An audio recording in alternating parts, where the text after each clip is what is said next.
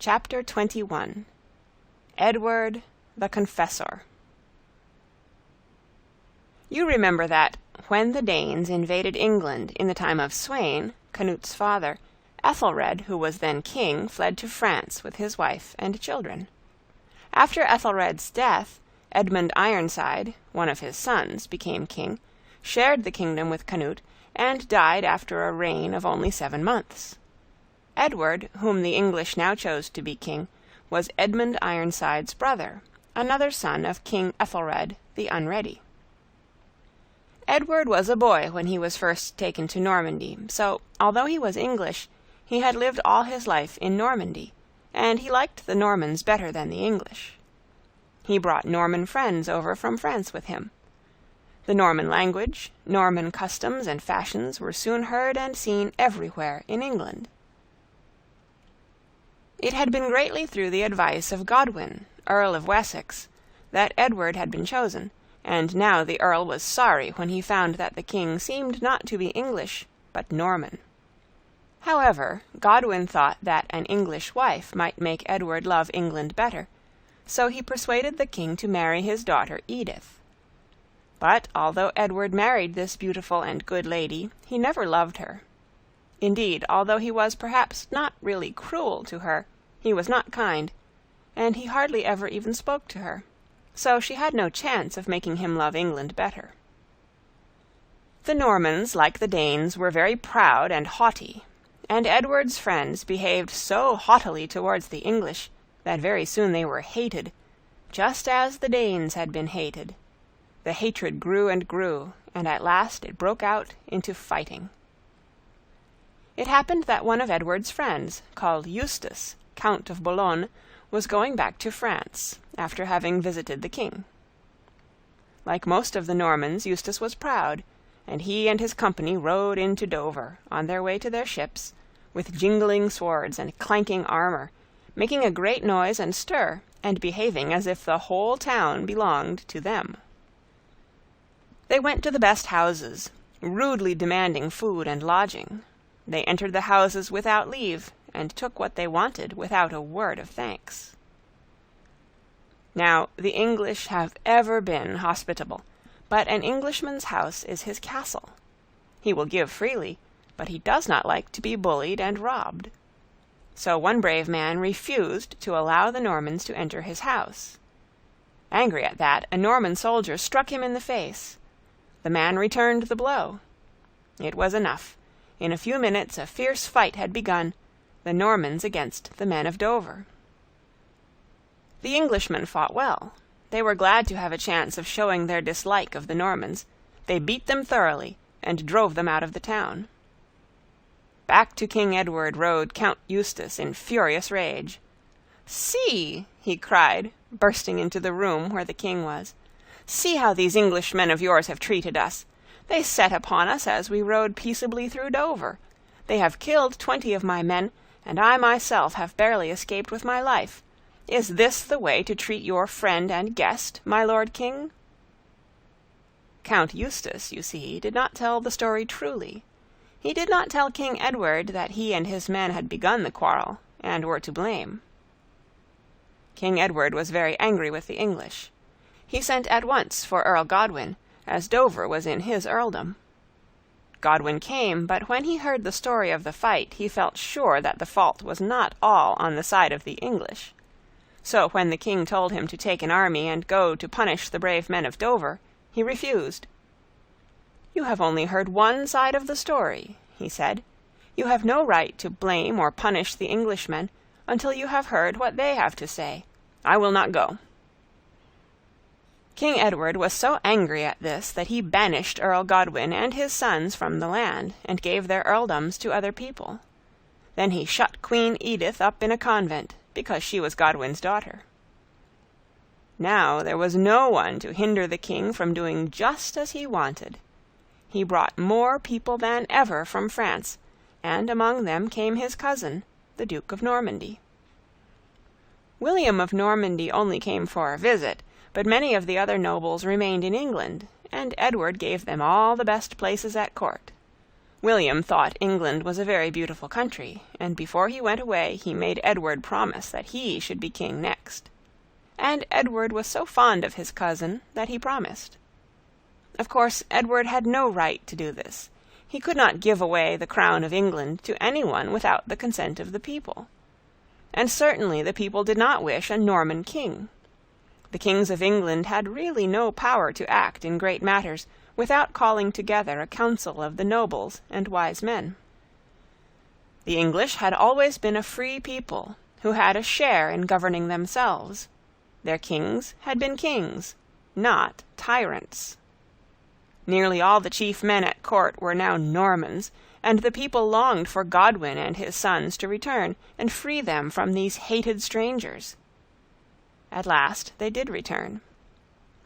Edward was angry when he heard that these banished men had come back without leave, but the people rejoiced and flocked to join the great Earl, and it seemed as if there might be war. But there was none. Earl Godwin was very clever, and somehow he forced the king to send away his Norman favorites and put Englishmen in their places, without any fighting at all. The Frenchmen fled back to their own country, and things went better in England. Soon after this, Earl Godwin died, and his son Harold took his place. During what remained of Edward's reign it was really Harold who ruled, for the king was growing old and feeble. And Harold governed well, for love of England filled his heart. He even banished his own brother, Tostig, who was Earl of Northumbria, because he governed his earldom badly. This was a difficult thing for Harold to do, but although he loved his brother, he loved his country more, and when he had to choose between them, he chose his country. Now a very sad thing happened, which, together with Edward's foolish promise, made a great difference in the lives of the English people, and perhaps changed all our island story. One day Harold was sailing upon the sea when a terrible storm arose. The sailors worked hard and tried to get into a safe port, but it was of no use. The masts were broken, the sails torn away. The ship drifted helplessly, and at last was dashed to pieces on the rocky coast of Normandy. Harold and some of the sailors escaped drowning, but they fell into the hands of Duke William. Now, Duke William had never forgotten what a beautiful country England was, and he still hoped to be its king. He knew that Harold was a very great man in England, and he was glad to have him in his power.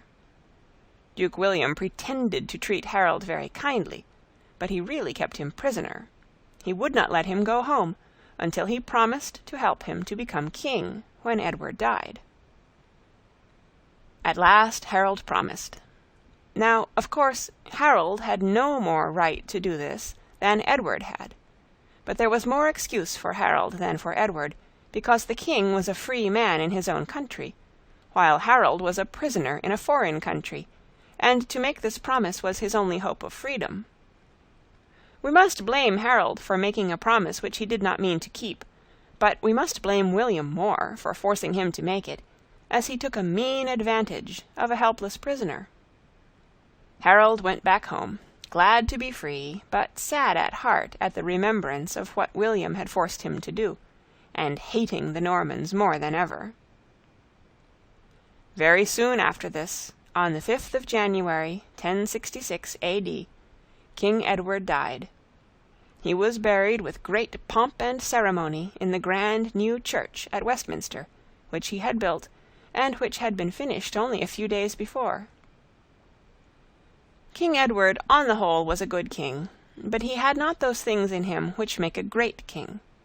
He was gentle and pious, and after his death people began to think that he was really a holy man, and called him Edward the Confessor, by which name we remember him in history. If his reign was a happy one for England, it was partly because the great Earl Godwin and his noble son Harold were so powerful that they forced the king to act justly. Edward did not feel, as all great kings must feel, that they are put in their high position not to please themselves, but to do what is best for their people. Edward did not love his people, and he pleased himself by bringing his proud Norman friends from France, and by giving them all the chief posts in England.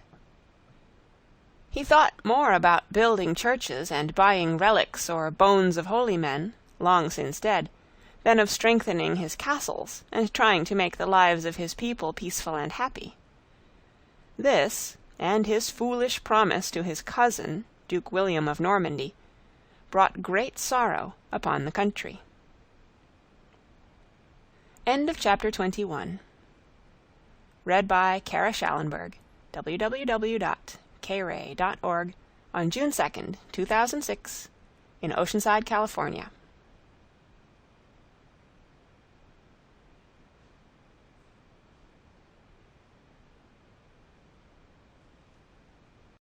Chapter 22. Harold.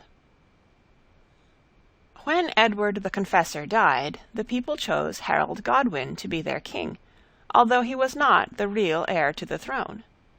The real heir was Edgar Atheling, Edward's grandnephew and grandson of Edmund Ironside, that king who had such a short and troubled reign, and who fought so bravely against Canute the Dane. But Edgar Atheling was only a little boy. It seemed to the people as if he was not even an English boy, because he had lived all his life in a far-off country called Hungary, to which Canute had banished his father, and had come to England only a few months before Edward, his granduncle, had died. He did not understand the English language, nor English ways, so nearly all the people looked upon him as a stranger. They were very tired of the strangers and foreigners with whom Edward had filled his court, and so they said, "Let us have a real Englishman to rule over us, and one who is brave and wise." They knew Harold was brave, for he had already led them many times in battle. They knew that he was wise, because Edward, during the last years of his life, had been very ill and weak, and had allowed Harold to rule for him. And above all, they knew Harold bitterly hated Edward's friends, the Norman nobles, and they were sure he would drive them out of the country. But they did not know what was perhaps Harold's chief reason for hating the Normans. They did not know that he had promised the crown of England to the most powerful of them all, William, Duke of Normandy. So it came about that the day after Edward the Confessor was buried, the people crowded again to the grand new church at Westminster. This time they came to see the new king crowned. The church was filled with the nobles and the great people of the land. Outside, the common folk, and those who could not get inside, waited, impatient to know what was happening. It was in the beginning of January, and the weather was bitterly cold, but the people did not seem to mind that, so eager were they to see their new king as he passed. Although the wind blew keenly from the north, the sky was blue, and the winter sun shone brightly on the gay colors of their holiday clothes, making the gold ornaments of the women, and the helmets and shields of the soldiers, glitter and sparkle. The day before, the streets had been full of grave and mourning crowds, sorrowing for the death of their king. This day there was no mourning. Everything seemed joyful and glad, and hope shone in the faces of all. Only here and there in the crowd could be seen a few scowling Normans, but they soon slunk away, afraid of the fierce looks and angry words with which the Saxons greeted them. Within the church all was solemn and quiet. After earnest prayer to God, the Archbishop of York, holding the crown in his hand, turned to the people. Harold knelt humbly at the steps of the high altar, while a breathless hush filled the great church from end to end. Then in the silence the voice of the old archbishop rang out clear and sharp. "Do you choose Harold, Earl of Wessex, son of Godwin, to be your king?" Like the thunder of the waves as they break upon the beach came the answer, "We do, we do." The words sounded again and again through the aisles of the great church, echoing and re-echoing from the vaulted roof, till it seemed as if all England had answered. Outside the church the people took up the cry, "Harold, son of Godwin! Harold, son of Godwin! Harold the Englishman for our king!" In the silence which followed, Harold placed his hands between those of the Archbishop, and promised to fear God, to rule wisely, and to keep the laws of the land. Then the Archbishop, speaking solemn words, anointed him with holy oil, placed the crown of England upon his head, and the sceptre in his hand. Harold rose from his knees, no longer Earl of Wessex, but King of England. As he turned to the people he looked so brave, handsome, and kingly, that a cry of love and gratitude rose from them, and once again the arches of the great church rang with shouts. One after another the lords and mighty men of England passed before their king. They knelt to him, promising to be true to him, to fight for and obey him, just as he had promised them that he would try to rule well and be a good king. At last the solemn ceremony was over. Harold passed down the long aisles, followed by the Archbishop and bishops in their splendid robes, and the lords and knights in their shining armor. Out of the dim church into the open air they went, out into the sunshine where the people were waiting for their king. When Harold appeared, wearing the crown and royal robes, and carrying the sceptre in his hand, they shouted and cheered again and again for joy. "Harold forever! Harold the King!" they cried. So Harold was crowned, and all England was glad and at peace. But the peace and gladness did not last long. As soon as Harold was crowned, the few Normans who still remained in England fled to Normandy. They went to Rouen, the town in Normandy where Duke William lived. Nowadays, if one wants to speak to a king or great prince, it is not always easy, for soldiers and servants guard the doors. But in those days it was much more easy, so one of these Normans who fled from England went to find Duke William, for he knew he had great news to tell. William was out hunting when this messenger from England arrived. He was so eager to tell the news that he could not wait until the Duke returned, but followed him into the park. He searched about for some time, and at last saw William riding towards him, surrounded by all his lords and ladies, his falcon on his wrist, and his bow in his hand. The Duke looked so splendid and powerful that the messenger was almost afraid to tell the news he brought. "My lord," he said, dropping on his knees, "Edward, King of England, is dead." Duke William's bright eyes shone with joy. "Ah!" he exclaimed. "And Harold, son of Godwin, is crowned king in his stead," went on the man. Then Duke William's eyes flashed fire, his bow dropped from his hand, his face grew red and dark with anger. "The Saxon dog! The oath-breaker!" he thundered, in a voice which made those who heard him tremble. Then he was silent, and those around him were silent too, trembling in fear before the awful wrath of their lord. For many minutes William sat in dumb rage, clasping and unclasping the rich cloak which fell from his shoulders. Then, still without uttering a word, he turned and rode back to his palace. He seemed neither to see nor hear anything, but throwing himself on a couch, he buried his face in his cloak, and gave himself up to angry thoughts. His courtiers stood round, whispering and frightened. At last one, more bold than the others, went up to him, and laying his hand upon the Duke's shoulder, "Rouse yourself, my lord," he said.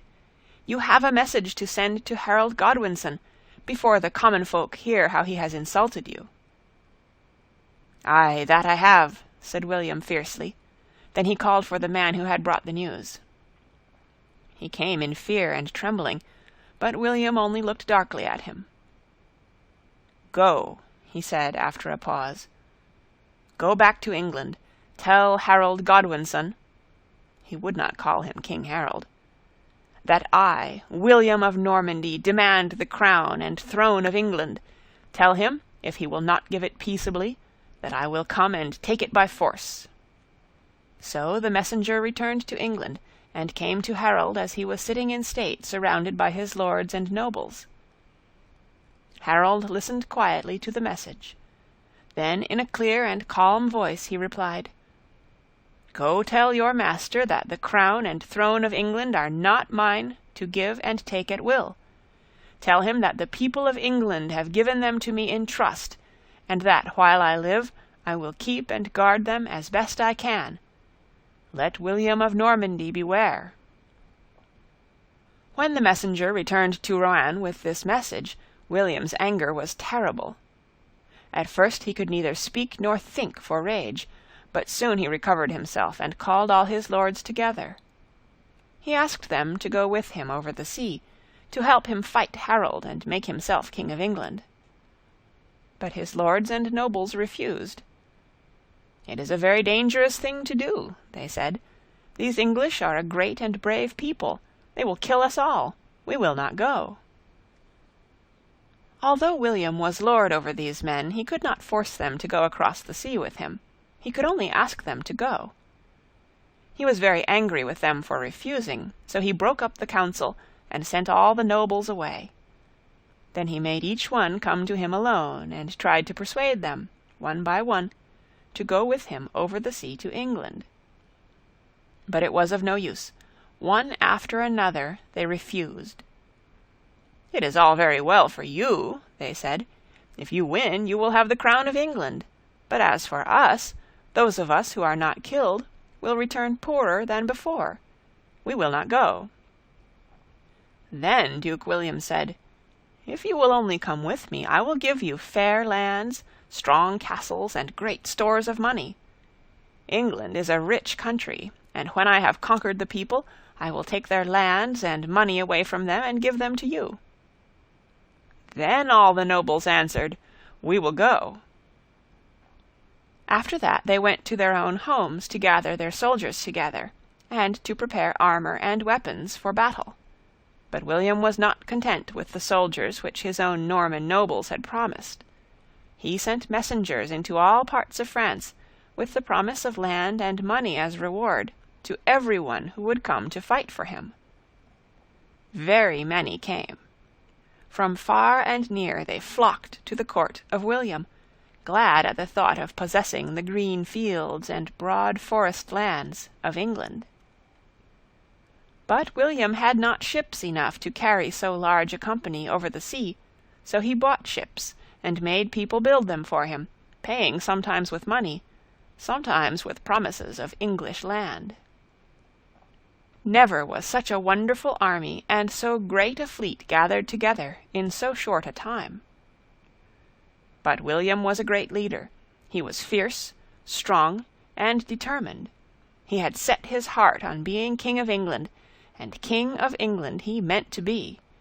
So night and day he planned and worked, persuading and forcing people in one way or another to help him.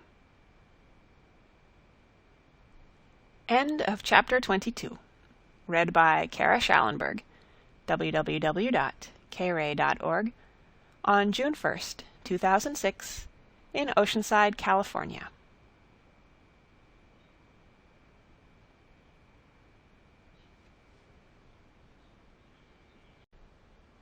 Chapter 23. The Battle of Stamford Bridge. Meanwhile, Harold was ruling England quietly and well. The people loved him, and were glad they had chosen such a brave and generous man to rule over them. Harold was kind to everyone, but he was specially kind to Edgar Atheling. He knew that it would have been a very bad thing for England had the people chosen an ignorant little boy as king, yet he felt sorry for Edgar, and tried to make him grow into a brave and honest English boy. Harold kept the good laws which had been made before the time of Edward, and altered the unjust ones. He was always thinking of the happiness of his people and the good of his country. Often and often he looked anxiously across the blue sea to the shores of France, watching for the white sails of Duke William's ships. Months passed, and still they did not appear. But Harold knew that one day they would come, although William sent no more messages. Harold's friends crossed the sea to find out what the great Duke was doing. They brought back news of the mighty army which was gathering on the shores of the river Dive. So Harold watched and waited, and he too gathered together men and horses, swords and armor. Often King Harold sighed to see that there were no strong castles and fortresses to guard the shores of his dear land. For Edward, instead of building ships and castles to keep the country safe from enemies, had spent his people's money in building great churches, and in buying the bones of holy men who had lived and died long, long ago. These bones, he foolishly thought, would keep wicked men away from his shores.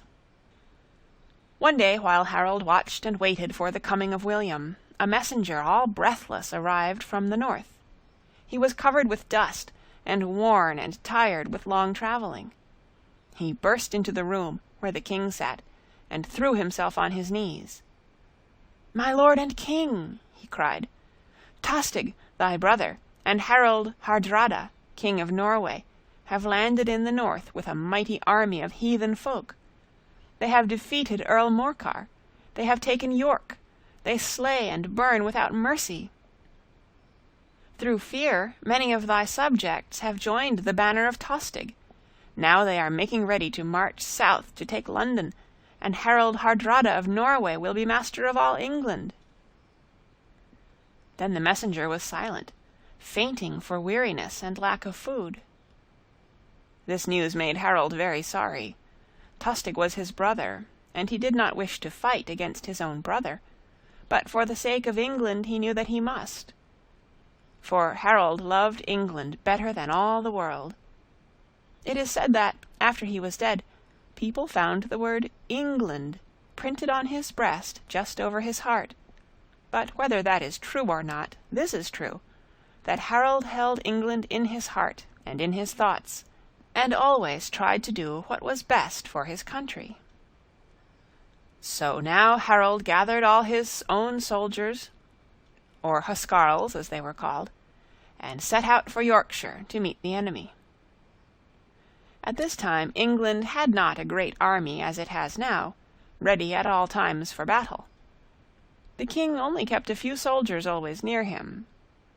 They were called his huscarls, or his bodyguard, as their duty was to guard his house when he was at home, and his person wherever he went. The rest of the soldiers were the servants of the great nobles and rich merchants. Whenever the king had need of them, he used to call them together, and when the fighting was over, they went back again to their own homes, and to their own masters. Harold had called these men together to be ready for William, but as months passed, and the dreadful Duke did not come, they grew tired of waiting and went home. For by this time it was autumn, the fields were yellow with the ripe grain, and the orchards were laden with fruit, so the men who had come to fight went home again to gather the fruit and cut the corn before the winter set in. But hardly had they gone when the messenger came with the terrible news from Yorkshire. Harold did not stop to gather his army together again, but set out as quickly as he could, with the few soldiers he had. As he rode northward, he looked back with many a sigh. He looked across the blue waters which separated him from Duke William, straining his eyes anxiously, but there was no sign of a sail. "Please God," he murmured, "I may yet return in time to meet the Norman wolf." In those days the roads were very bad. Some of them were only tracks worn by the feet of horses. There was no means either of going from place to place except by walking or riding, but there was one great road which the Romans had made long, long before. This stretched all the way from York to London. Harold was so clever that in a few days he brought his little army along this road from the very south to the middle of England. By the 24th of September he had arrived at York. On the 25th, a great battle was fought at a place near there, called Stamford Bridge. In memory of that great fight, it was afterwards called Battle Bridge. Before the fighting began, the two armies stood facing each other. Up and down the lines of the Norwegian army rode a very tall man on a lovely black horse. He was dressed in splendid steel armor, and a beautiful blue cloak hung from his shoulders. As he rode, his horse stumbled and fell, and the tall man was thrown to the ground. He sprang up again with a laugh. "Oh," he said, "a fall means good luck to a traveler." But Harold, who had been watching, turned to someone beside him. "Who is that tall man with the blue cloak and beautiful helmet?" he asked. "That is Harald Hardrada, King of Norway," was the reply. "He has had a fall," said Harold of England. "That means bad luck to him." One side, you see, thought it was good luck, and the other thought it was bad, although really, of course, it made no difference one way or another. But in those days people were very superstitious. That is, they found a meaning in things that had no meaning at all. Harold of England looked sadly along the lines of the army opposite. He was looking for the banner of his brother Tostig. When he saw it, he rode, almost alone, right up to the Norwegian army. His men looked on in surprise and fear as he rode so near the enemy, attended only by a few knights. When he was quite close to them, he stopped his horse and called out, "Is Earl Tostig, son of Godwin, in this army?" Tostig himself answered, "Yes, what want you with him?" and he rode out to meet the king. Although Tostig's face was hidden by his helmet, King Harold knew his brother's voice, so his tone was kind and gentle as he answered, "Your brother, King Harold, sends you greeting. He does not wish to fight against you. If you will send away these soldiers, he will forgive you all the wrong you have done, and he will give you the earldom of Northumbria once more." "And if I accept his offer," said Tostig, "what will he give to my friend Harald Hardrada?" King Harold's voice grew stern as he answered, "He shall have 7 feet of English ground for a grave, or a little more perhaps, as he is so much taller than other men." "Then," said the earl, "go and tell King Harold to get ready for battle, for it shall never be said that Tostig brought his friend to England to betray him." Then the brothers parted, sad and angry, each riding back to his own side. "Who was that fine man with whom you have been speaking?" asked Harald Hardrada, as Tostig came back. "That was King Harold of England," replied the earl. "Why did you not tell me?" said the king. "He was so near death, for had I known who he was, he would never have gone back to his own people." But although Tostig was a wild, wicked man, he was not altogether bad. He looked sadly at King Harold Hardrada and said, "He came to offer me peace and forgiveness. He is my brother, though my enemy. Had I betrayed him to you, I should have been not only his foe, but his murderer." Then it seemed as if Harald Hardrada was ashamed. Soon the battle began. Harald Hardrada rode in front singing a loud battle song. "Advance, advance, no helmets glance, but blue swords play in our array. Advance, advance, no mail coats glance, but hearts are here that ne'er knew fear." He sang that because these Northmen, as they were called, often fought in their shirts and wore no armor or protection of any kind. So they got the name of berserkers, and in Scotland to this day the word sark is used to mean shirt. The fight was fierce and long. Sometimes it seemed as if the English would win, sometimes the Northmen. In the very thickest of the fight rode the 2 kings, each cheering on his men. When battle-storm was ringing, where arrow-cloud was singing, Harold stood there, of armor bare, his deadly sword still swinging. The foeman felt its bite, his horsemen rushed to fight, danger to share, with Harold there, where steel on steel was ringing. But at last both Earl Tostig and King Harold Hardrada were killed, and their soldiers fled in all directions. King Harold of England was very kind to those who were not killed. He did not take them prisoners, but allowed them to go away with their ships to their own country, having first made them promise never to fight against England again. End of chapter 23. Read by Kara Schallenberg. www.kray.org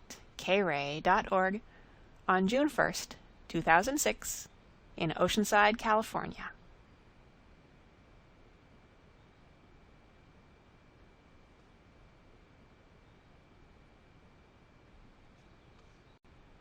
Chapter 24. The Battle of Hastings. While these things were happening in York, the great Duke had finished his preparations. He had gathered together his huge army and his mighty fleet of ships. The wind blew fair from the coast of France, and he set sail for England.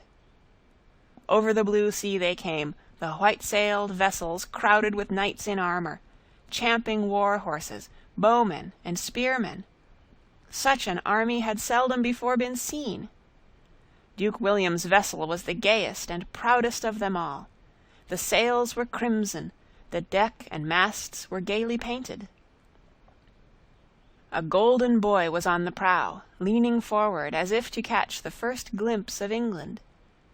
By day the proud banner, embroidered with the 3 golden lions of Normandy, fluttered in the breeze.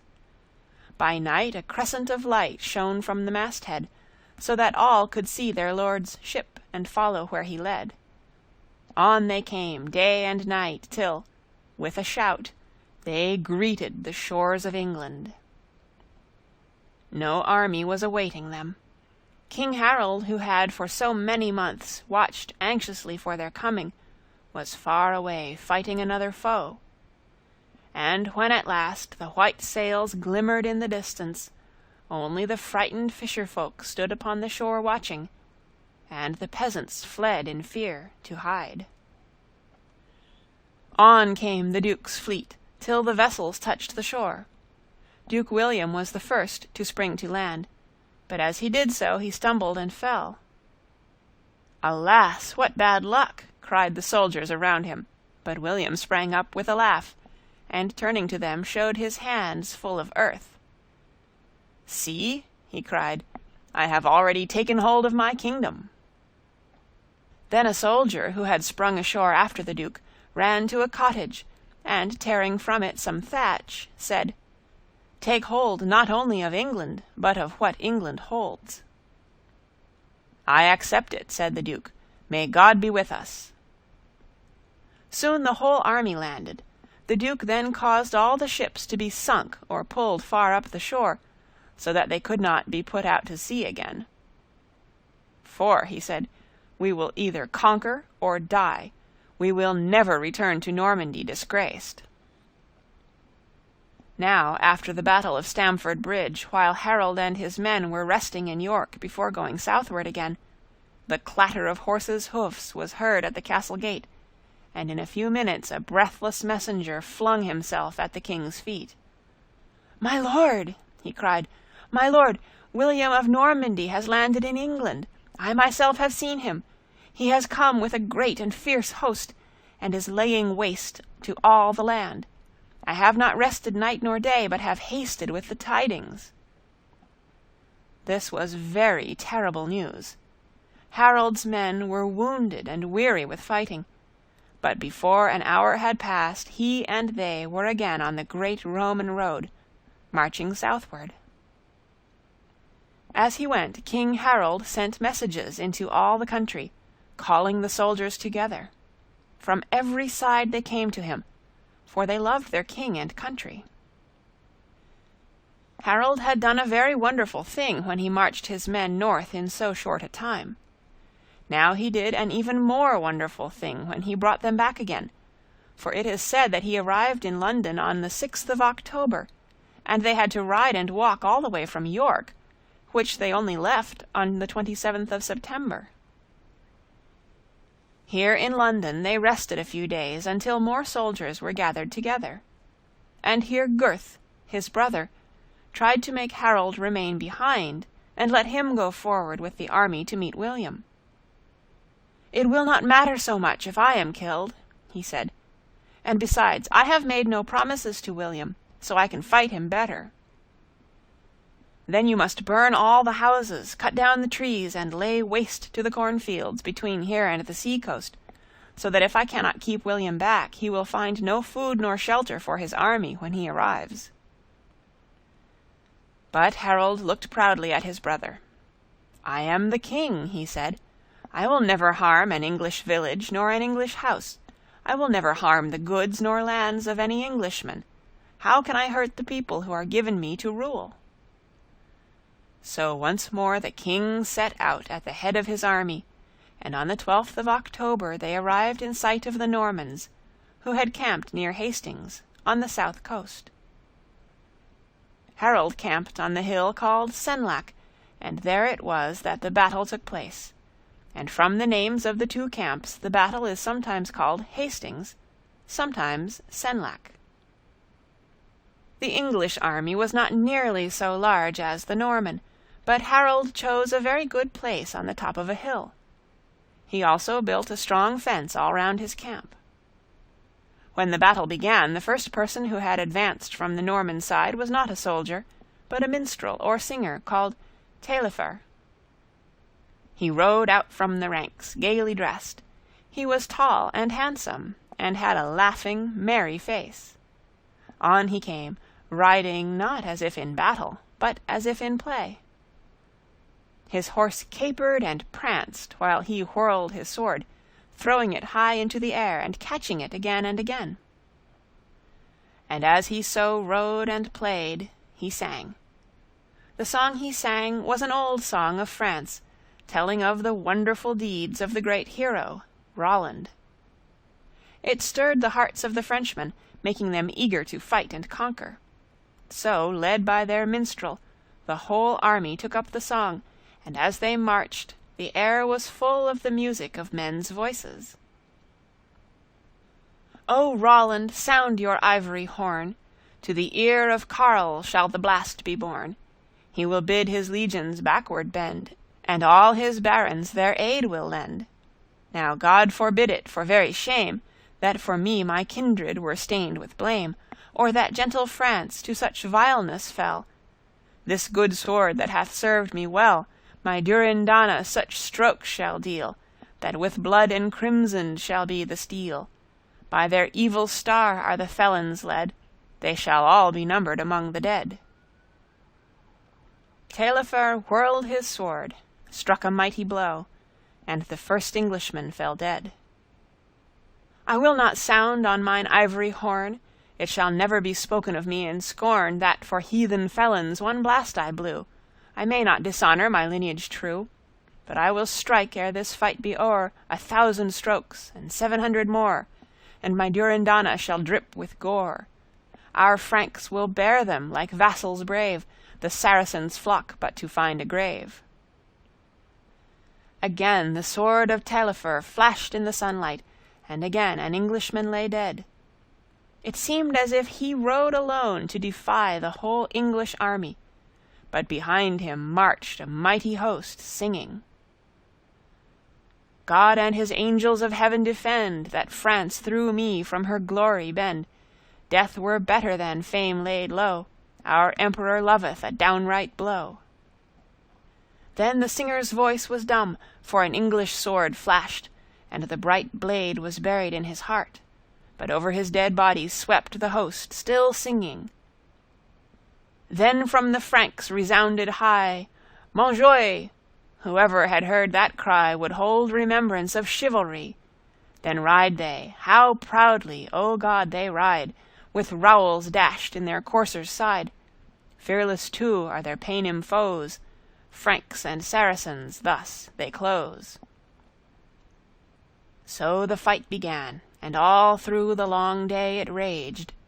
Sometimes it seemed as if one side would win, sometimes as if the other. Once a cry went through the Norman ranks that Duke William was killed.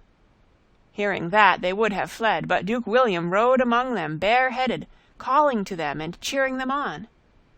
And when the Normans saw their great duke's face, they took heart, and turned once more to the fight.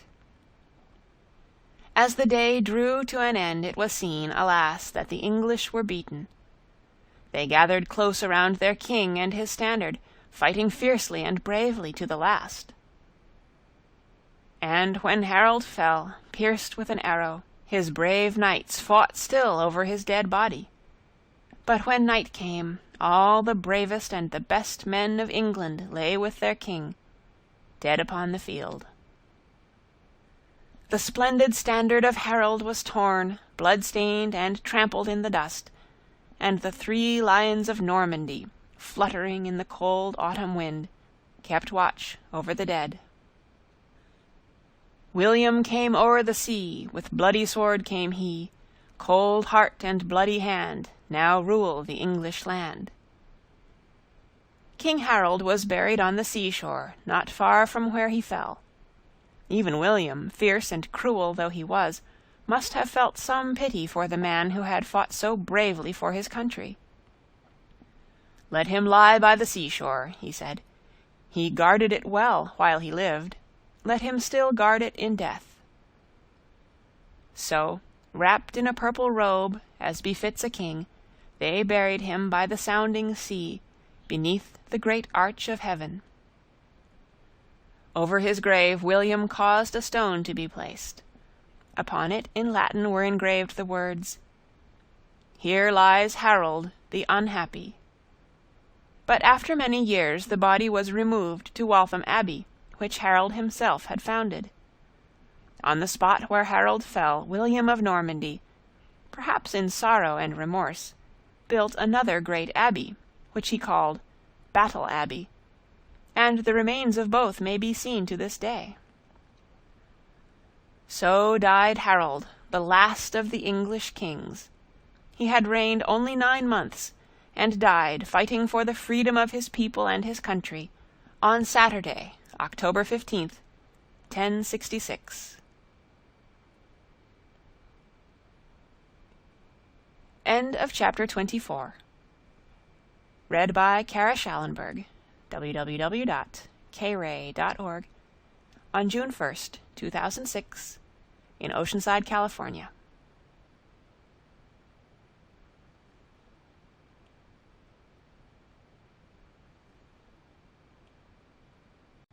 Chapter 25. William the Conqueror. The story of Hereward the Wake. William of Normandy had won the Battle of Hastings, but he had not won England. Harold was dead, but the people would not call William king.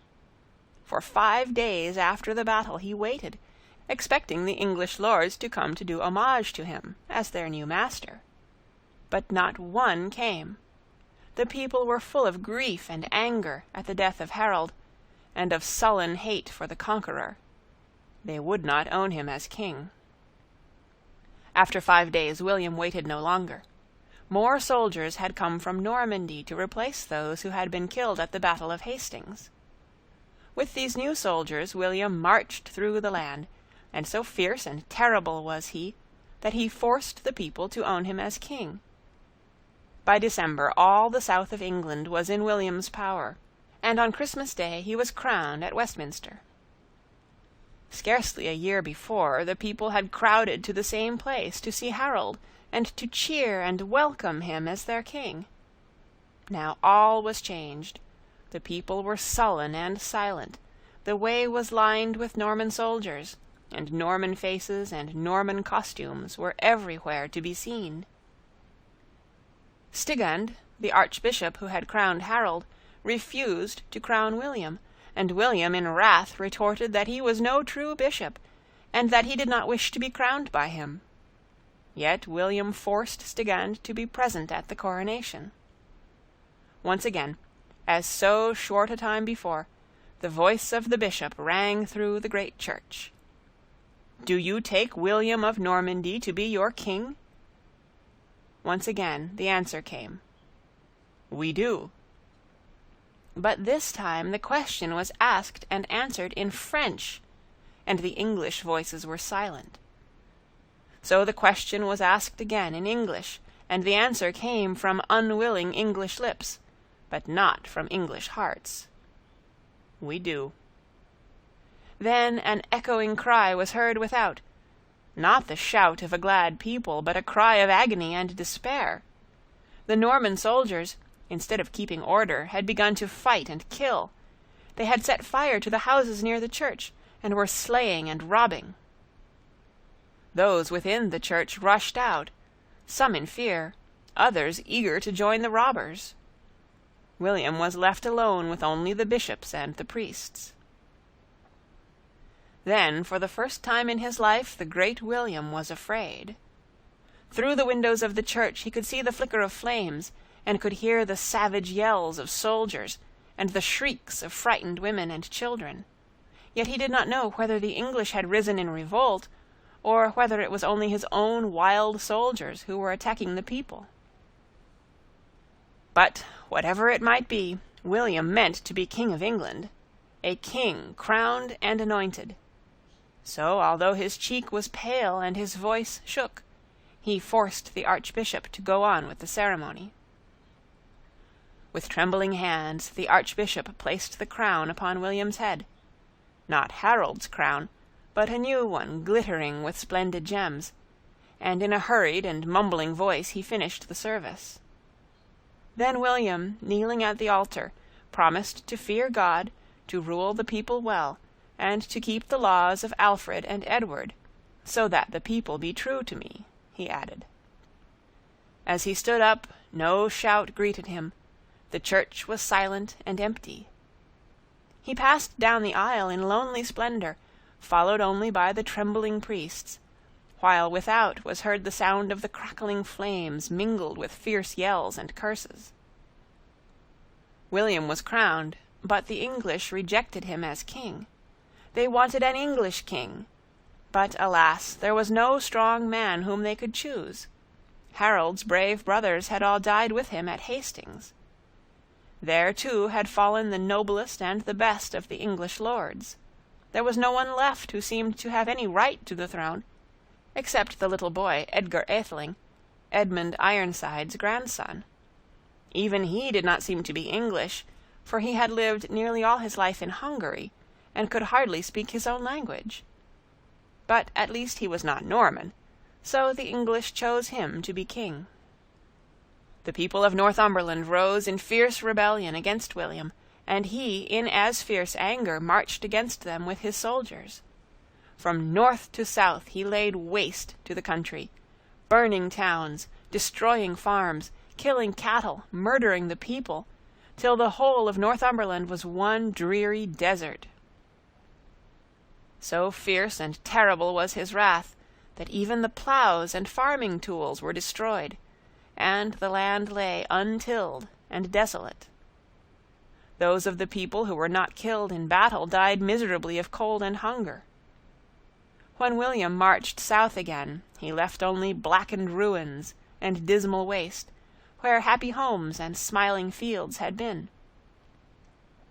From very need, most of the English lords now bowed to William, and owned him master. Even Edgar came to him to do homage, and strange to say, William treated him kindly. Perhaps he felt that he was so strong, and Edgar so weak, that he had no need to fear him. Still, the English were not all conquered. In the Isle of Ely, in what is called the Fen country, the people made one last stand.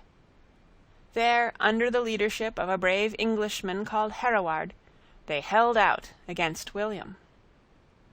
In the time of Edward the Confessor, Hereward had been banished for some reason, perhaps because he had quarrelled with one of Edward's Norman friends. He had lived for many years across the sea in a country called Flanders.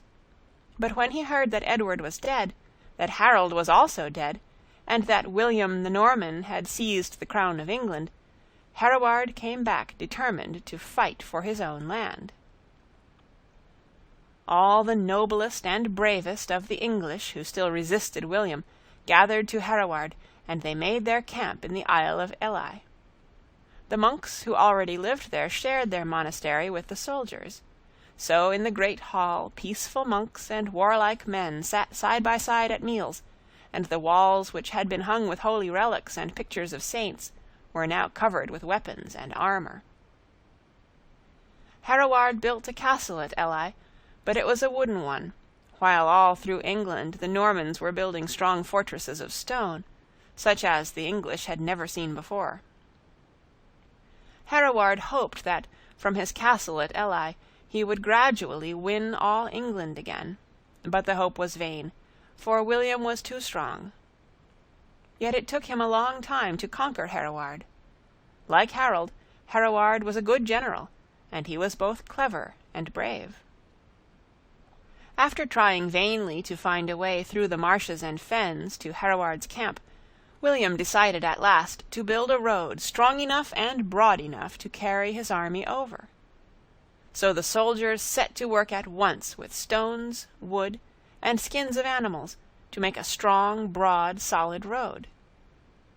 When it was finished, William's men marched over it to attack Hereward's men in their own camp, but the English fought desperately, and the Normans were driven back. In those days people believed in witches, so William next found a poor old woman who was supposed to be a witch. He built a wooden tower, placed it on wheels, and, with the witch inside, pushed it along the road, at the head of the Norman army. This poor old woman was meant to cast a spell over the English soldiers, so that they would not be able to fight any more. Of course, she could really do them no harm, and Hereward and his men captured the tower and burned it up, witch and all. Again William had failed. Hereward had brought large stores of food into the camp, and he and his men hunted wild animals, so that there was always enough to eat, although the fare was plain. But the monks, who were used to living a very easy life and to having fine things to eat and drink, grew tired of fighting and of plain food, and they sent a message to William telling him of a secret way through the fens to the camp. So Hereward, who could not be conquered, was betrayed. One evening the Norman soldiers, led by the wicked monks, came stealthily through the thick woods among the marshes. In the gathering dusk they came creeping, silent and eager. Then, when they were close upon the camp, they burst with wild cries upon the unsuspecting English, and, when the sun had set, the sky was red with the flames from burning English homes. Many lay dead, many were taken prisoners. To the prisoners William was very cruel.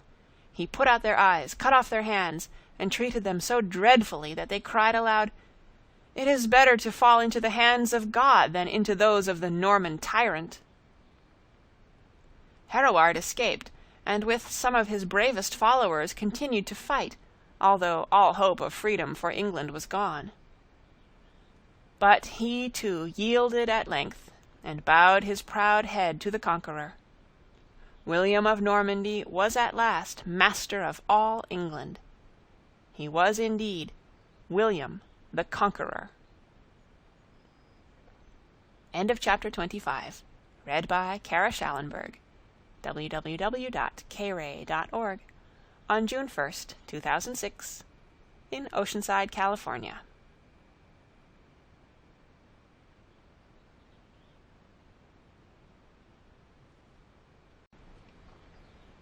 Chapter 26. William the Conqueror. The Death of the King. William was ruler of the land, but English hearts never accepted him. Norman and Englishman lived side by side, yet a wide sea of hatred kept them apart. As he had promised, William rewarded the Norman barons and nobles who had helped him to conquer England. He gave them the lands and goods of the conquered people, so it was not wonderful that there was fierce hatred between the two races.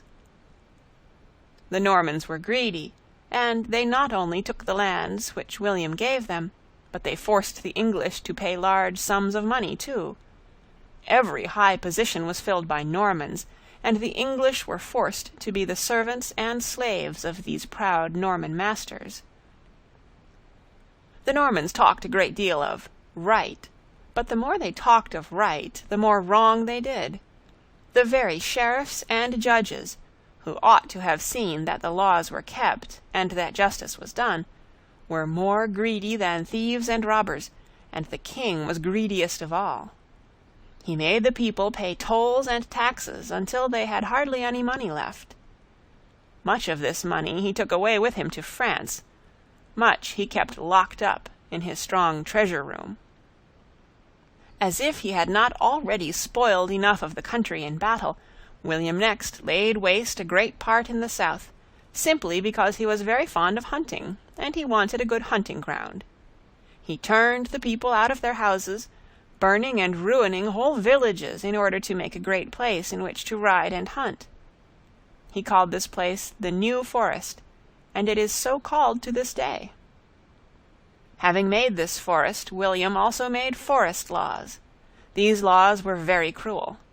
If any person was found hunting or killing the deer or other wild animals, his eyes were put out, or his hands and ears were cut off.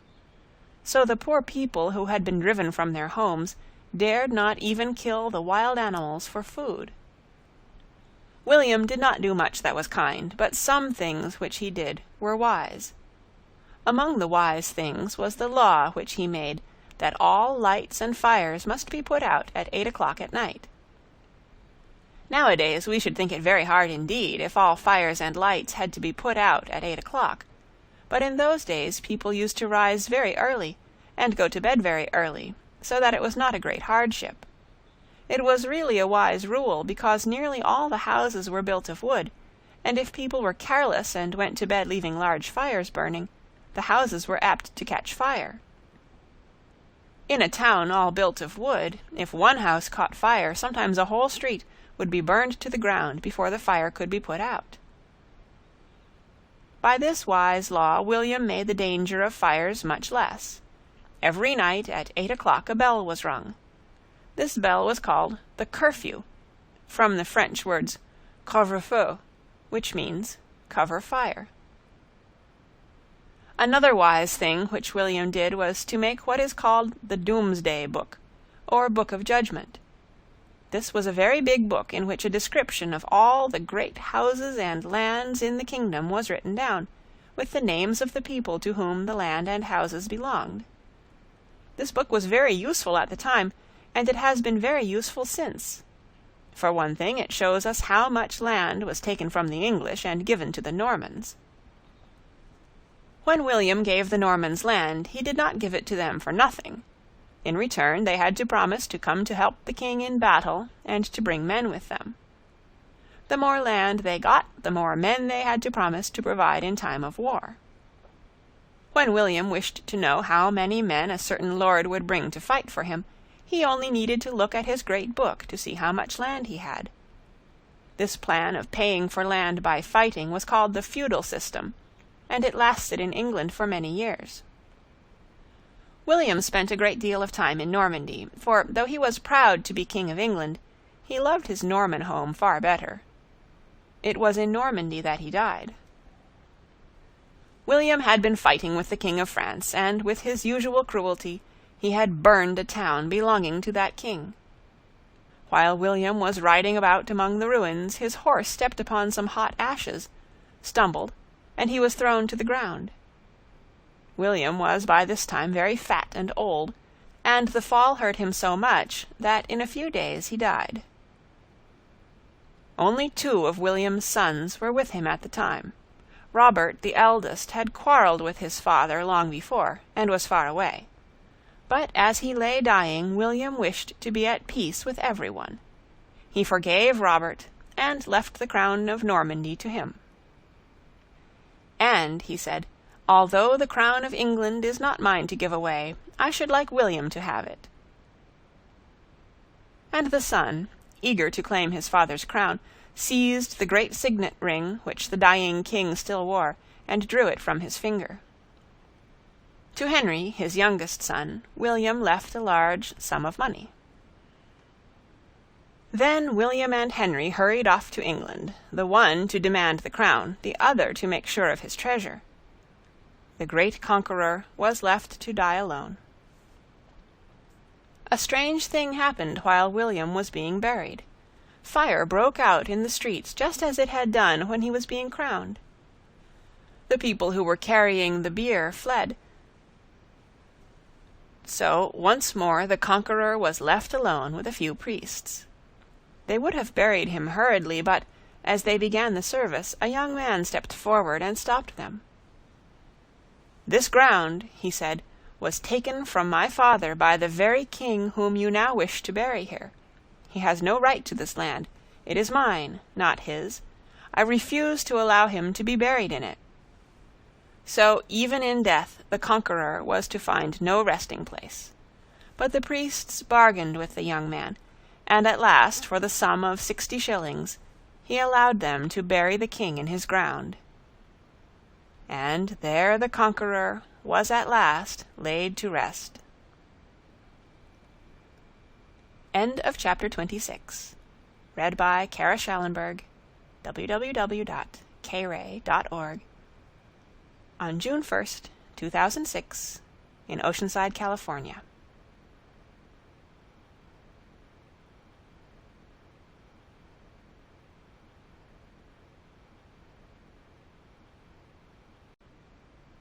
Chapter 27. The Story of William the Red. William Rufus, or the Red as he was called, from the color of his hair, took the ring from his father's hand and hurried off to seize the throne of England, without waiting even till the conqueror should die. In little more than a fortnight, the crown was upon the head of William Rufus, and England had another Norman king. But even the Norman nobles were not pleased with their new king. The conqueror had ruled them with an iron hand, and they had hoped, when he was dead, to have someone who would be less severe. They wanted Robert, the eldest son of William the Conqueror, because they knew that he was much less harsh than William, and they thought that they would be able to do what they liked if Robert were king. So they rebelled against William the Red, and asked Robert to come to England to fight for the crown. Now the English hated to have a Norman king, but they hated the Norman nobles even more. Although William the Red was Norman, he had lived in England ever since he had been about 6 years old. He could speak English, which the conqueror could never learn to do, and which the confessor had never cared to do. So William the Red appealed to the English people. He said to them, "If you stand by me and fight for me, I will reward you. I will take away some of the heavy taxes, I will give you more liberty, and I will not allow the Norman barons to oppress you." So the English people fought for their Norman king, and they beat the Norman nobles. Robert was obliged to fly back to France, and William the Red, with the help of the English people, sat safely on the English throne. But as soon as he was safe, William forgot about his promises. He oppressed the people as much as ever, and they were almost more unhappy than they had been in the time of his father. The Red King was wicked and greedy. He stole money from everyone, even from the churches, and spent it on his own pleasure. Little good can be said of him except that he was fearless. Still, when he was ill and thought he might die, he became frightened because of the wicked things he had done, and promised to do better. But as soon as he was well again, he forgot his fears and was as wicked as before. He was not truly a brave man, and he was very cruel.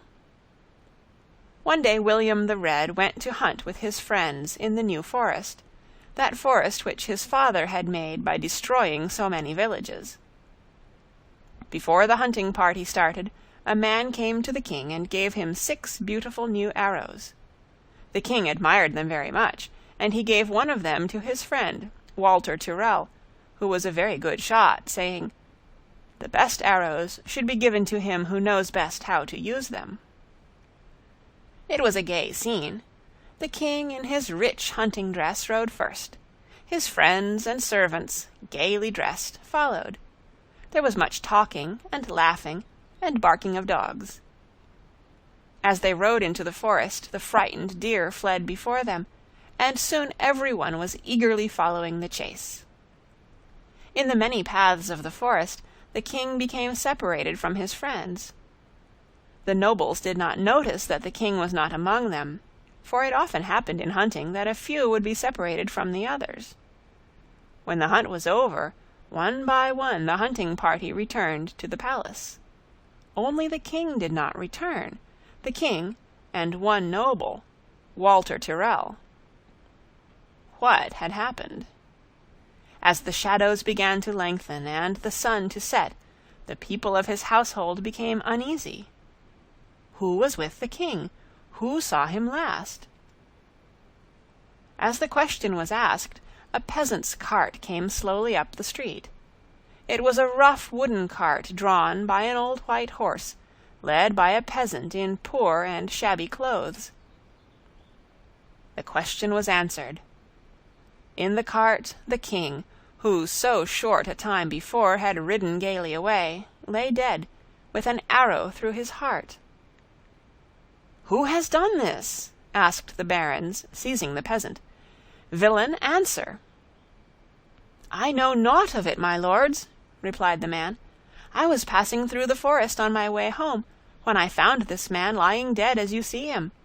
I bethought me that it was the king, so I brought him thither." How William the Red was killed can never be known. Some people say that Walter Tyrrell, while aiming at a deer, hit the king by mistake, that the arrow struck a tree, and, glancing off, pierced the king in the breast and killed him. These people think that Walter Tyrrell, frightened at what he had done, fled away as fast as he could, that he fled to the seashore, got into a ship, and sailed over to France. Certain it is that Walter Tyrrell did run away that day, and did not return to England for many years. But when he came back, he vowed very solemnly that he had not done the deed, and that he had not even been near the king that day when he died. There was no sorrow for the dead king. He was hated so much that, when he was buried, no bell was rung, no prayers were said, and when some time after the tower of the church fell, people said it was because of the wickedness of William, the Red King, who lay buried there. End of chapter 27. Read by Kara Schallenberg, www.kray.org, on June 1st, 2006, in Oceanside, California.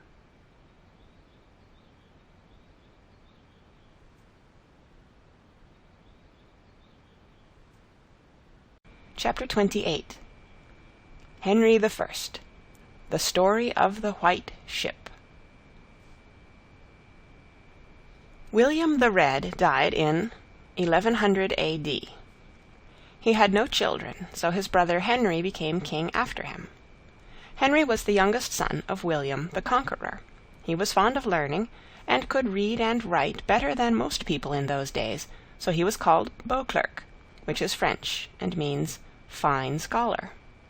Henry's eldest brother, Robert, Duke of Normandy, was still alive, and the Norman barons in England still wanted to have him for their king.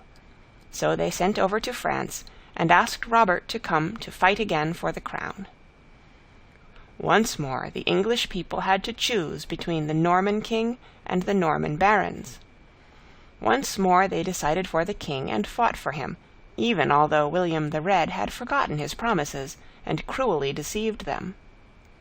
For although Henry's father and mother had been Norman, Henry himself had been born in England, and the English people felt as if that almost made him English. So once more they chose to fight for the king against the barons. Henry Beauclerk did not repay the people with promises only, as his brother had done. He gave them a written letter, or charter, as it was called, in which he promised to do away with many of William the Red's cruel laws, to restore the good laws of Edward, and to lessen the power of the barons. Later on, another king gave the people a much more important charter, but in the meantime the English were very glad to get this one. Besides giving them this charter, Henry pleased the English very much by marrying the Scottish princess Maud, or Matilda, as she was sometimes called. Edgar the Atheling had a sister named Margaret. She married the Scottish king Malcolm III, and this Princess Maud was their daughter, and the great-granddaughter of Edmund Ironside. When Henry married her, and she became Queen of England, the English felt that the crown had come back again to their own people, and they were very glad. But the Norman nobles were angry about it. They thought Henry ought to have married a Norman lady. Although many of the nobles were angry, Henry's marriage did a great deal of good, for other Normans followed the king's example and married English ladies, so that the hatred between the two races began to disappear a little. Thus it happened that when Robert and his barons came to fight Henry, they were met by an army of English, whose hearts were with their king, and who nowise feared the Normans. So hopeless did Robert feel it to be that he made peace with his brother, and went back to Normandy without fighting. Then Henry punished the rebel barons by taking their lands away from many of them and banishing others. The English helped him, and rejoiced at the defeat of the proud barons. Later on Robert and Henry quarreled again. Henry sailed over to Normandy with an army of English soldiers, defeated his brother, and took possession of Normandy. So now instead of England belonging to Normandy, Normandy belonged to England. When Henry had been king for about 20 years, a great and terrible grief came upon him. He and his son, Prince William, had been in Normandy together. Just as they were ready to return to England, a sailor came and begged Henry to honor him by using his ship. "My father Stephen," he said, "steered the ship in which your father sailed over to England when he went to conquer Harold. My father was a good sailor, and he served King William until he died. I, too, am a sailor like my father. I have a beautiful boat called the White Ship. It is newly rigged and freshly painted. It is manned by 50 trusty sailors, and is in every way worthy of a king. Honor me, as your father honored my father, and give me leave to steer you to England." "I thank you, good Master Fitzstephen," said Henry, "but I have already made choice of the ship in which I intend to sail, and I cannot change. But," he added, seeing the man looked disappointed, "my son Prince William is with me, and you may steer him and his company over the Channel." Thomas Fitzstephen was very glad when he heard that, and he hurried away to tell his sailors to prepare to receive the prince. Late in the afternoon King Henry set sail, leaving Prince William to follow in the White Ship. But Prince William was young and gay, and he did not feel inclined to start at once. He stayed on shore, drinking and feasting, and making merry with his friends. When at last he did go on board, he ordered the captain to give the sailors 3 barrels of good red wine with which to drink his health. So there was still further delay. As was usual in those days, priests came to bless the ship before it started, but the prince and his gay companions laughed at them, and the sailors, whom the wine had made merry, chased them away. One of the king's friends, who had been left behind with the prince, now urged the captain to start. "Oh, there is no hurry," said Fitzstephen. "My beautiful white ship has sails like the wings of a bird. She skims over the water swifter than a swallow. We can easily overtake the king and be in England before him." At last they started. The deck was crowded with fine ladies and gay gentlemen. These ladies and gentlemen had many servants, so that, together with the sailors, there were about 300 people on board the ship. The sails were set, the sailors bent to the oars, and to the sound of song and laughter the gay ship left the harbor, skimming over the waves like a beautiful bird, as the captain had said. It was a clear and frosty winter's evening. The red sun had sunk, and a silver moon shone brightly. All was merriment and laughter when, suddenly, there was an awful crash. The ship seemed to shiver from end to end, and then stand still. The next minute it began to sink. It had struck upon a rock. One fearful wail of agony rose from the hearts of 300 people, breaking the stillness of the night. Far away over the sea Henry heard that cry. "What is it?" he asked, straining anxious eyes through the darkness. "Only some night bird, sire," replied the captain. "Methought it was some soul in distress," said Henry, still looking back over the sea, anxious he knew not why. On the white ship all was terrible confusion. Without losing a moment, Fitzstephen thrust the prince into the only small boat, and bade the sailors row off. He at least must be saved, though all the rest should perish. The prince, hardly knowing what had happened, allowed the sailors to row away from the sinking vessel, but suddenly a voice called to him, "Ah, William, William, do you leave me to perish?" It was the voice of his sister, Marie. William was careless and selfish, but he loved his sister. He could not leave her. "Go back," he said to the sailors. "Go back. We must take my sister too." "We dare not, sire," replied the boatmen. "We dare not. We must go on." "You dare not?" cried the prince. "Am I not the son of the King of England? Obey me." The prince spoke so sternly that the men turned the boat and went back to the sinking ship. As the boat drew near, the Princess Marie, with a cry of joy, leaped into her brother's arm. But alas, many others, eager to be saved, crowded into the little boat. The sailors tried in vain to keep them back. The little boat was overturned, and the prince was drowned. The white ship sank fast, until only the mast was seen above the water. Clinging to it were 2 men, all that were left of that gay company. One of these men was a noble called Geoffrey de Lagle. The other was a poor butcher of Rouen called Berthold. As they clung there, a 3rd man appeared swimming through the waves. It was the captain, Fitzstephen. "What of the prince?" he asked. "The prince is drowned," replied Geoffrey. "Ah, woe is me!" cried Fitzstephen, and throwing up his arms, he sank. Hour after hour the 2 men clung to the mast. They were numbed with cold, and perishing from hunger. Again and again, as long as they had strength, they called aloud for help, but there was no one to hear. The bright stars twinkled overhead, and the moon shone calmly, making paths of shining silver over the still water. But no voice answered their cries. All through the terrible long night the noble and the butcher talked and tried to comfort each other. But towards morning the noble became exhausted. "Good-bye, friend," he whispered to Berthold. "God keep you. I can hold out no longer." Then he slipped into the water, and Berthold was left alone.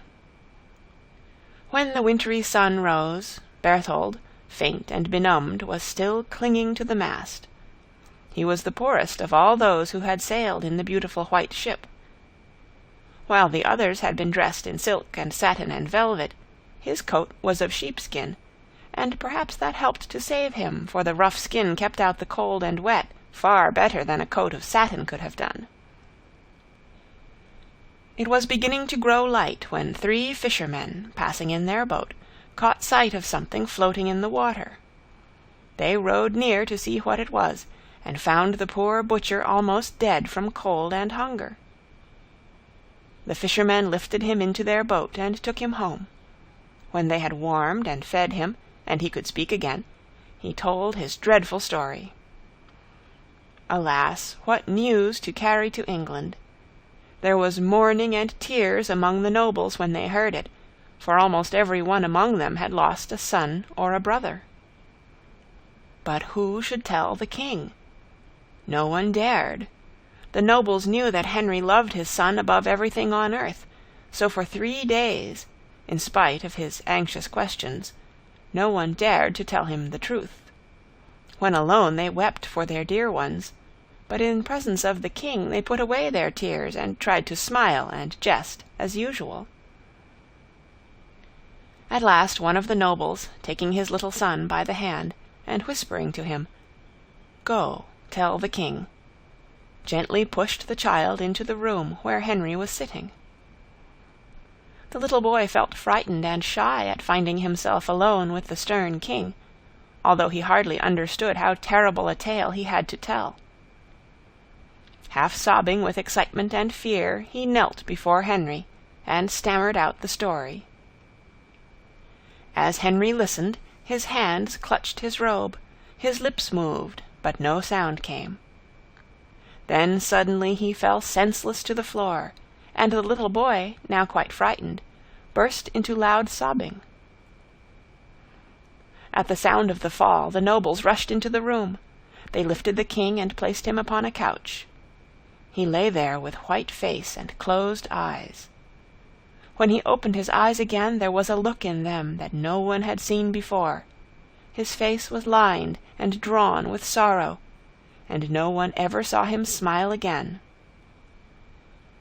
Henry had no other son, but he had a daughter who was called Matilda, as her mother had been. He resolved that this daughter should be queen after he was dead. In those days it was thought strange for a country to be ruled by a woman, and the haughty Norman nobles hated the thought of it. But Henry was so strong and stern that he forced them to promise that Matilda should be queen. How they kept that promise you shall hear.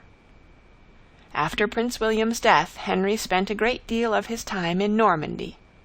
He was there when he died. It is said that his death was caused by eating too many lampreys. Lampreys are fish, something like eels.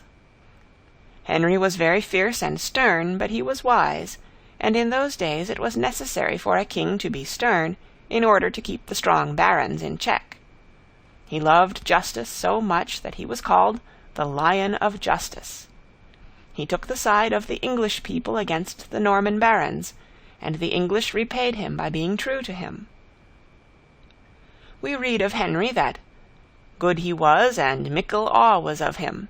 No man durst bid so with other in his day. Peace he made for man and deer. Peace he made, and peace he loved, so that he was called the peace-loving king. Kneeling beside King Henry as he lay dying, the Archbishop of Rouen prayed, God give him the peace he loved. End of chapter 28. Read by Kara Schallenberg on June 17, 2006, in Oceanside, California.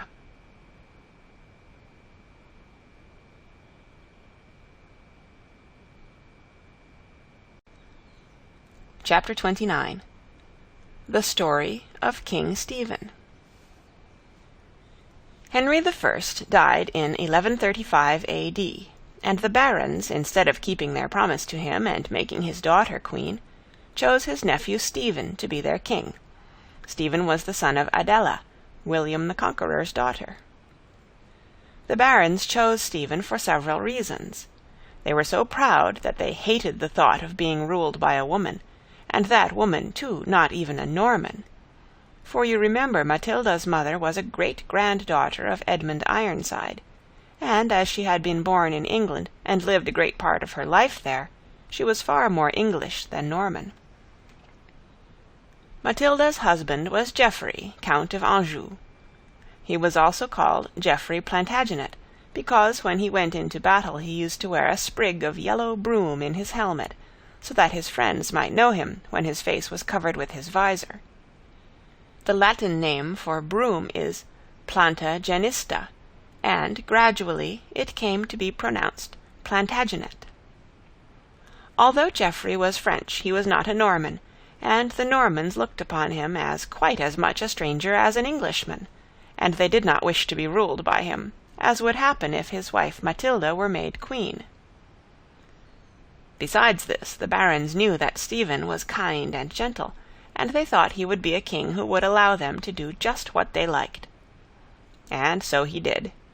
Stephen was too gentle to rule the wild barons. Someone stern and harsh was needed to keep them in check, and Stephen was neither. He allowed the barons to build strong castles all over the country. These castles had dark and fearful dungeons, which were used as prisons. There such deeds of cruelty were done by the barons that the people said the castles were filled, not with men, but with evil spirits. God has forgotten England, they said. Christ sleeps, and his holy ones.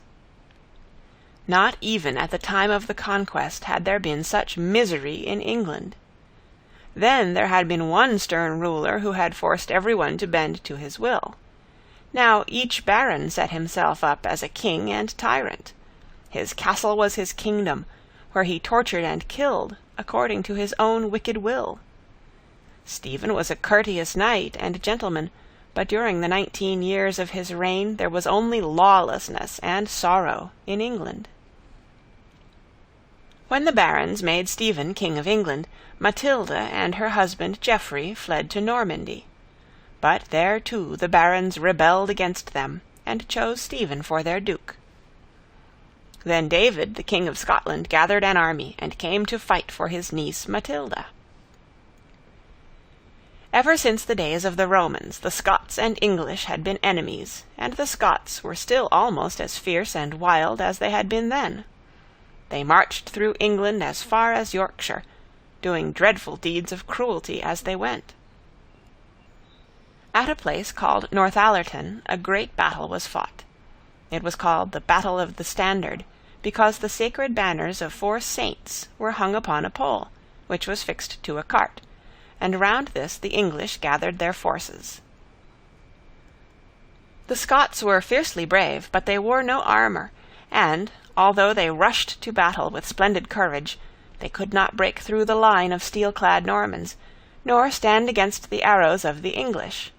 So they were defeated, and David could not help Matilda as he had meant to do.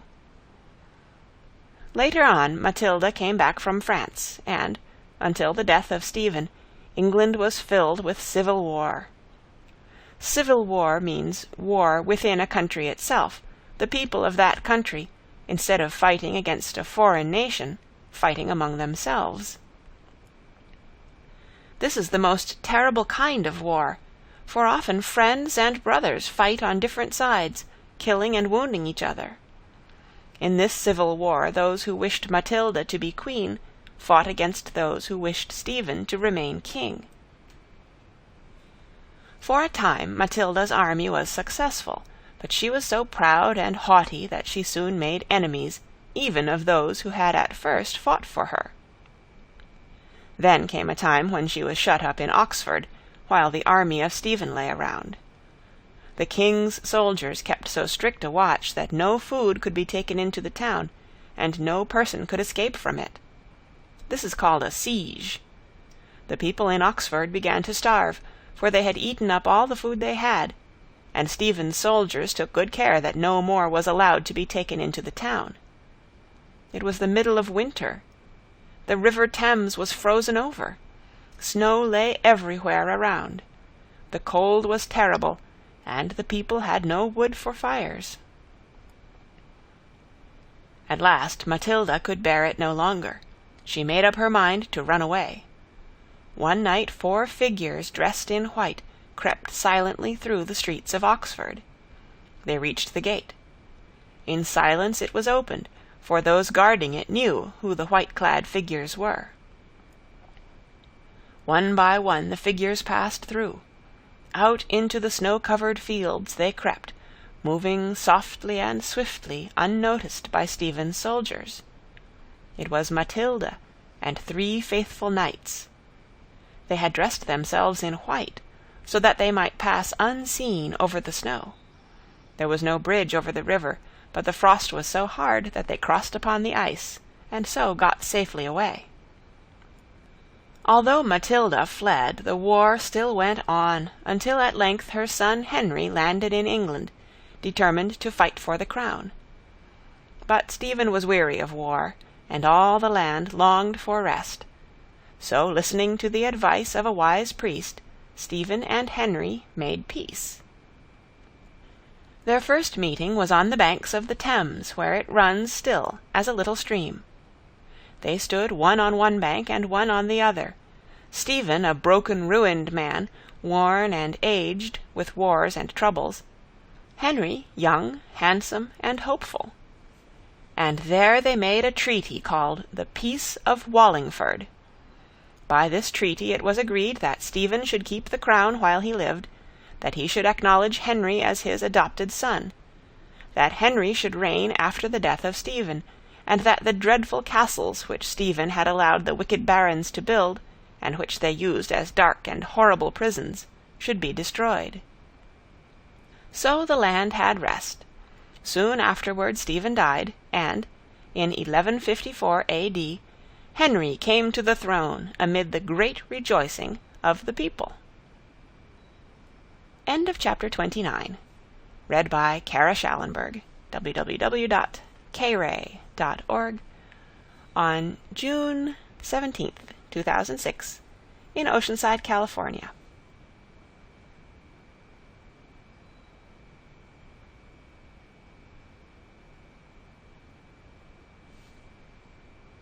Chapter 30. Henry Plantagenet, the story of Gilbert and Rohisia. Henry II, as you know, got his name Plantagenet from his father, Geoffrey of Anjou, who used to wear a piece of Plantagenista in his helmet. He was the first of several kings ruling England who were all Plantagenets. Henry II was only 21 years old when he began to reign, and, like his grandfather, Henry Beauclerk, he reigned 35 years. Like him, too, he did much to draw the English and Norman people together. The misrule and confusion of the reign of Stephen had been so great that Henry had to work very hard to bring his kingdom into order again. He not only worked hard himself, but he made other people work too. It is said of him that he never sat down, but was on his feet all day long. The first thing Henry did was to send away all the foreign soldiers who had come to England to help Stephen and Matilda in their wars. Next he made the barons pull down their castles in which they used to do such dreadful deeds of cruelty. He told them they must live in ordinary houses, and not in fortresses which could be turned into fearful prisons and places of torture. The barons were very angry, but, like his grandfather, Henry Beauclerk, Henry II was stern, and forced people to obey him. These are only a few of the things which he did, for the reign of Henry II was a great one.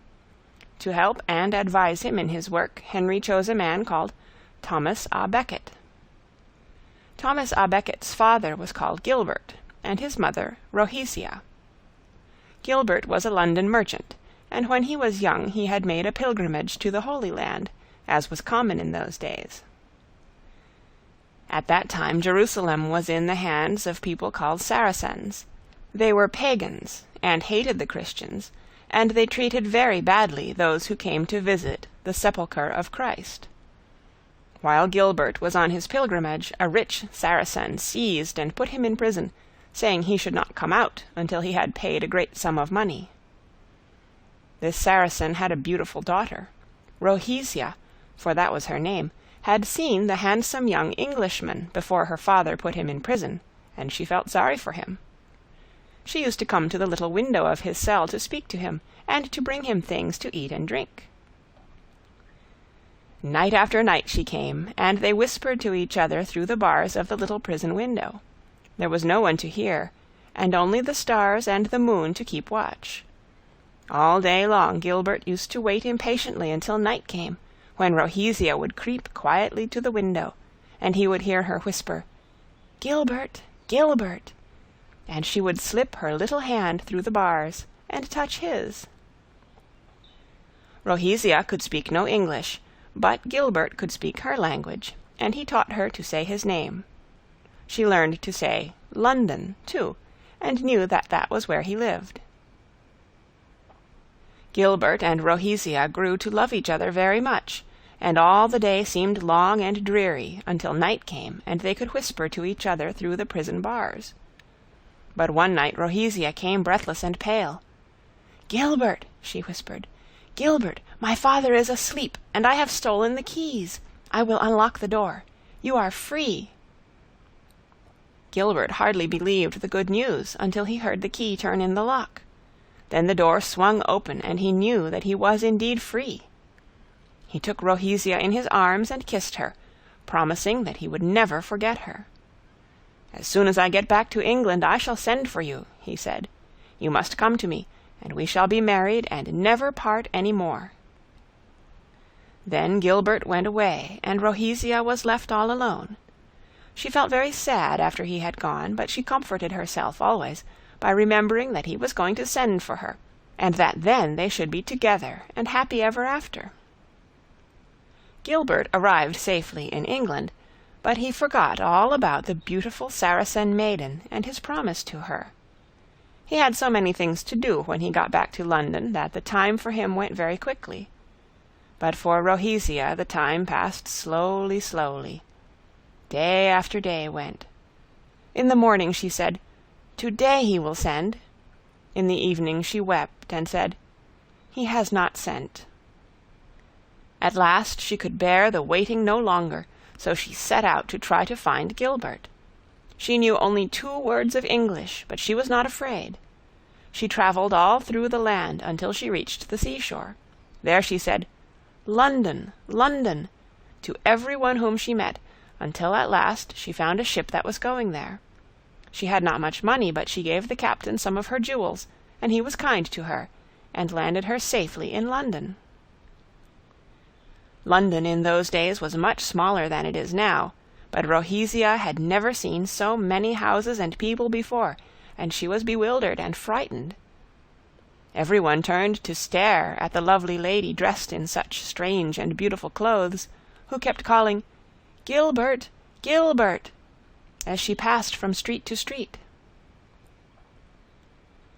Gilbert was sitting in his house when suddenly he heard his name. He knew the voice, yet he could hardly believe his ears. Could it indeed be Rohisia?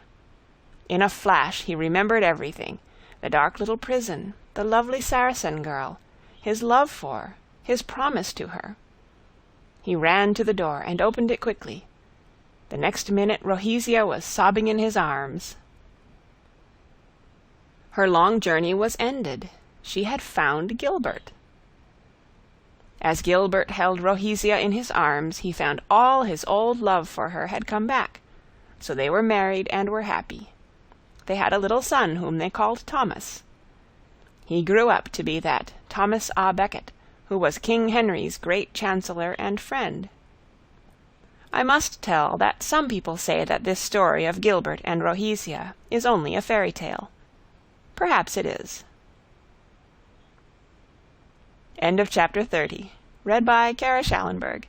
www.kray.org. On June 19, 2006, in Oceanside, California.